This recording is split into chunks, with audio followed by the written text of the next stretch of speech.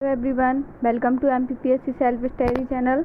हम मध्य प्रदेश का भूगोल पढ़ रहे थे और मध्य प्रदेश के भूगोल के अंतर्गत मध्य प्रदेश का भौतिक स्वरूप कैसा है यह पढ़ रहे हैं। और भौतिक स्वरूप के अंतर्गत भी हमने मालवा का पठार, बघेलखंड का पठार, बुंदेलखंड का पठार एवं रीवा पन्ना के पठार के बारे में विस्तृत रूप से चर्चा कर ली है। अब हम नर्मदा सोन घाटी के बारे में पढ़ेंगे।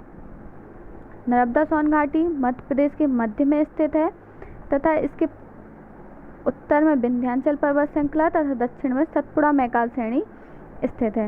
इसकी स्थिति एवं विस्तार तो 22 डिग्री 30 मिनट से 23 डिग्री 45 मिनट उत्तरी अक्षांश एवं 74 डिग्री 9 मिनट से 81 डिग्री 30 मिनट दक्षिणी पूर्वी देशांतर के मध्य स्थित है।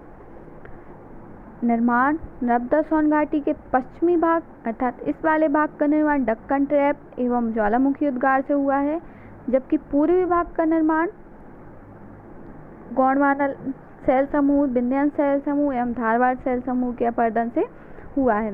इस घाटी में मुख्यतः 15 जिले सम्मिलित हैं, जिनमें अनूपपुर, डिंडोरी, मंडला, जबलपुर, नरसिंहपुर, रायसेन, हरदा, देवास, सीहोर, धार, खंडवा, खरगोन, बड़वानी एवं अलीराजपुर प्रमुख रूप से आते हैं। यहाँ की प्रवाहित नदियाँ तो नर्मदा सोन घाटी में मुख्यतः नर्मदा एवं उसकी 39 सहायक नदियाँ प्रवाहित होती हैं।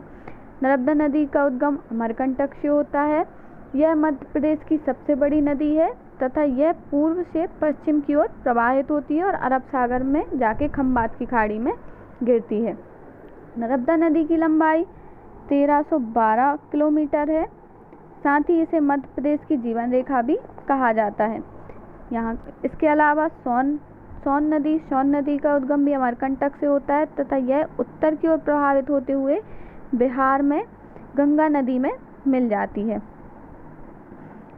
जलवायु यहाँ की जलवायु पश्चिमी भाग में उष्णकटिबंधीय है अर्थात यहाँ पे वर्षा 50 से 75 सेंटीमीटर के मध्य होती है, जबकि पूर्वी भाग समशीतोष्ण है अर्थात यहाँ पे वर्षा 100 से 120 सेंटीमीटर के मध्य होती है। वर्षा पश्चिम से पूर्व अर्थात अलीराजपुर, बड़वानी से अमरकंटक तक जाते हुए वर्षा बढ़ती है और यहाँ की वर्षा 100 से 135 सेंटीमीटर के मध्य है। यहाँ की प्रमुख मिट्टी तो पश्चिमी भाग का निर्माण ज्वालामुखी उद्गार एवं दक्कन ट्रैप के अपर्दन से होने के कारण यहाँ पे काली मिट्टी पाई जाती है और काली मिट्टी पाए जाने के कारण यहाँ पे गेहूँ, कपास, सोयाबीन की खेती होती है, जबकि पूर्वी भाग में लाल पीली मिट्टी पाई जाती है क्योंकि यहाँ पे विंध्याचल शैल समूह, धारवाड़ शैल समूह एवं गोंडवाना शैल समूह के अपर्दन से यह घाटी निर्मित हुई है। लाल पीली मिट्टी पाए जाने के कारण यहाँ पे धान की खेती होती है तथा इसके अलावा खाद्यान्न फसलें, जायद फसलें एवं नकदी फसलों का उत्पादन भी यहाँ पे होता है। इसके अलावा नरसिंहपुर जिले में मध्य प्रदेश का सबसे ज़्यादा गन्ना उत्पादन भी होता है। वन संपदा तो पूर्वी भाग में साल, सागौन एवं शीशम के वन पाए जाते हैं। इसके अलावा पश्चिमी भाग में भी कुछ वन पाए जाते हैं। खनिज संपदा की दृष्टि से अनूपपुर के अमरकंटक में बॉक्साइट के भंडार पाए जाते हैं। साथ ही जबलपुर में सफ़ेद संगमरमर, यहाँ से नर्मदा नदी पर धुआंधार स्थित है और नर्मदा नदी संगमरमर की चट्टानों के मध्य प्रवाहित होती है। इसके अलावा लोहे अयस्क, डोलोमाइट के भंडार भी जबलपुर में ही मिलते हैं। होशंगाबाद जिला टंगस्टन के लिए प्रसिद्ध है एवं अलीराजपुर रॉक फॉस्फेरस एवं एस्बेस्टस के लिए भी प्रसिद्ध है। पर्यटक स्थल के रूप में इस घाटी में अनेक जलप्रपात एवं धार्मिक स्थल पाए जाते हैं। यहाँ से प्रवाहित होने पर अमरकंटक में सबसे पहले कपिलधारा एवं दुग्धारा जलप्रपात, उसके बाद जबलपुर में धुआंधार जलप्रपात, खंडवा के पास ददरी एवं मंदार जलप्रपात एवं सहस्त्र धारा जलप्रपात महेश्वर में नर्मदा नदी पर स्थित है। दर्शनीय स्थल के रूप में अमरकंटक, भेड़ाघाट, ओमकारेश्वर, महेश्वर एवं हनुमंतिया टापू प्रमुख दर्शनीय स्थल है। हनुमंतिया टापू नर्मदा नदी पर इंदिरा सागर बांध बनने के कारण कुछ टापू निर्मित हो गए हैं, जिनमें से प्रमुख हनुमंतिया टापू है। मंडला में कान्हा-किसली राष्ट्रीय उद्यान है। यह मध्य प्रदेश का सबसे बड़ा राष्ट्रीय उद्यान था, लेकिन वर्तमान में पालनपुर कूनो राष्ट्रीय उद्यान मध्य प्रदेश का सबसे बड़ा राष्ट्रीय उद्यान है। यह सेकंड नंबर पे है।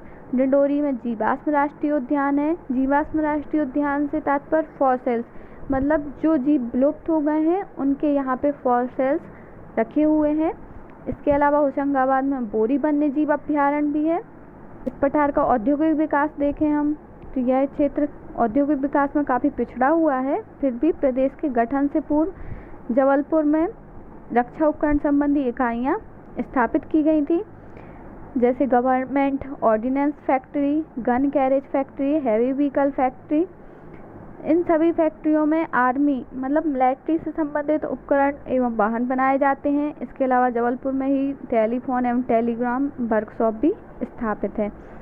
जबलपुर में ही 2012 में डॉक्टर नॉर्मन बोरलॉग अंतर्राष्ट्रीय मक्का एवं गेहूं अनुसंधान केंद्र स्थापित किया गया है, जिसमें मक्का एवं गेहूं के बीजों पर रिसर्च की जाती है आदि। नरसिंहपुर जिले में चीनी उद्योग, हम पहले ही बता चुके हैं कि नरसिंहपुर जिले में प्रदेश का सर्वाधिक गन्ना उत्पादन होता है, इसी कारण यहाँ पे चीनी उद्योग भी है। होशंगाबाद में सिक्योरिटी पेपर मिल है जो करेंसी नोट का कागज बनाती है। इस प्रकार से यह पूरा विवरण नर्मदा सोन घाटी के बारे में था। नेक्स्ट हम सतपुड़ा मैकाल श्रेणी के बारे में पढ़ेंगे। सतपुड़ा मैकाल श्रेणी मध्य प्रदेश के दक्षिण में स्थित है।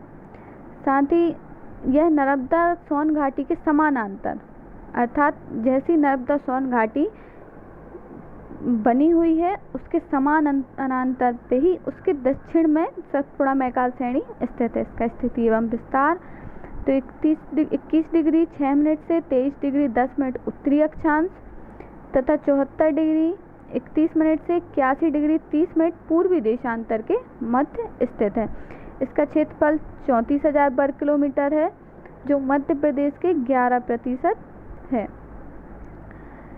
सतपुड़ा मैकाल श्रेणी का सबसे ऊंचा भाग धूपगढ़ चोटी है, जो होशंगाबाद के पचमढ़ी में स्थित है। इसकी ऊंचाई 1350 मीटर है। साथ ही सबसे निचला स्थान पातालकोट है, जो छिंदवाड़ा में स्थित है।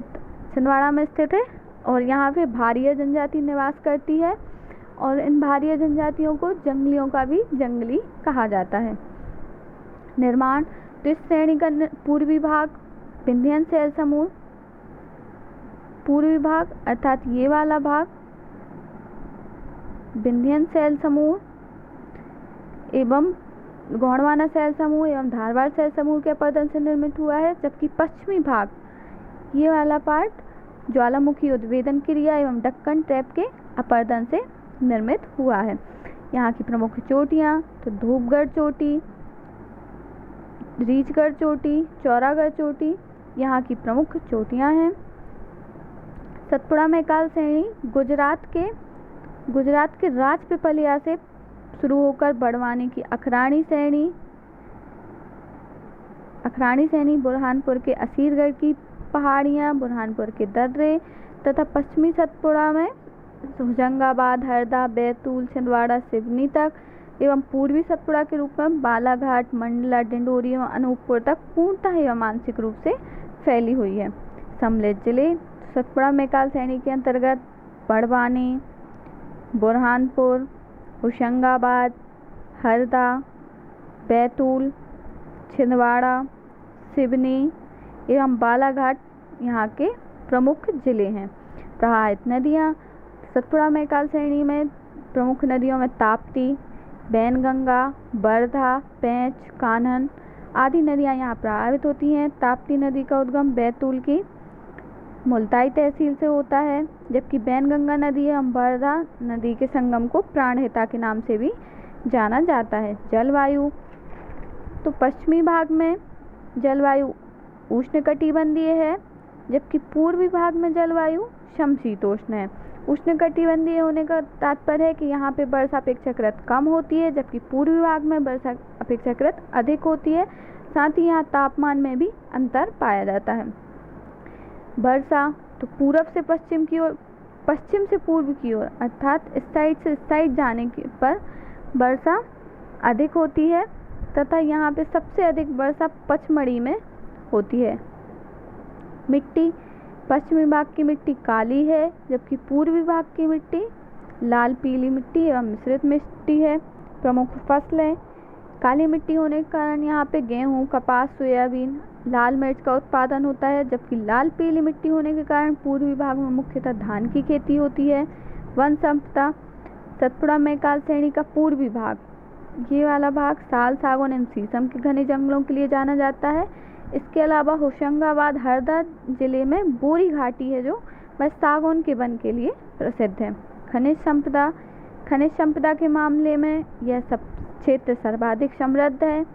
बालाघाट जिला तांबा उत्पादन, मैग्नीज, अभ्रक उत्पादन के लिए जाना जाता है। छिंदवाड़े में कोयले का उत्पादन होता है तथा बैतूल में कोयला एवं ग्रेफाइट के भंडार मिलते हैं। पर्यटक स्थल पचमढ़ी यहाँ का प्रमुख पर्यटक स्थल है जो होशंगाबाद जिले में आता है तथा इसे मध्य प्रदेश का एकमात्र हिल स्टेशन भी कहा जाता है। इसके अलावा असीरगढ़ का किला बुरहानपुर में स्थित है। 52 गजा बड़वानी में स्थित है। मुक्तागिरी बैतूल प्रमुख दर्शनीय स्थल के रूप में है। इसके अलावा वन्य जीवों की दृष्टि से पेंच राष्ट्रीय उद्यान यहाँ पे है जो सिवनी छिंदवाड़ा में है। साथ ही सतपुड़ा राष्ट्रीय उद्यान एवं बोरी वन्य जीव अभ्यारण्य होशंगाबाद एवं हरदा जिले के मध्य स्थित है। औद्योगिक विकास इस क्षेत्र का औद्योगिक विकास संतोषजनक हुआ है। बालाघाट जिले के मलाज खंड में हिंदुस्तान कॉपर लिमिटेड का संयंत्र स्थापित है। इसके अलावा छिंदवाड़ा में पेंट एवं इंक बनाने का कारखाना, बैतूल में HMT घड़ी बनाने का कारखाना स्थापित है तथा बुरहानपुर में के नेपा नगर में नेपा न्यूज प्रिंट कारखाना भी स्थापित है। इस प्रकार से हमारा मध्य प्रदेश का भौतिक स्वरूप वाला टॉपिक कंप्लीट हुआ है। नेक्स्ट वीडियो में हम नेक्स्ट टॉपिक पढ़ेंगे। अगर आपको ये वीडियो पसंद आया हो प्लीज़ शेयर, सब्सक्राइब एवं लाइक ज़रूर कीजिएगा। धन्यवाद।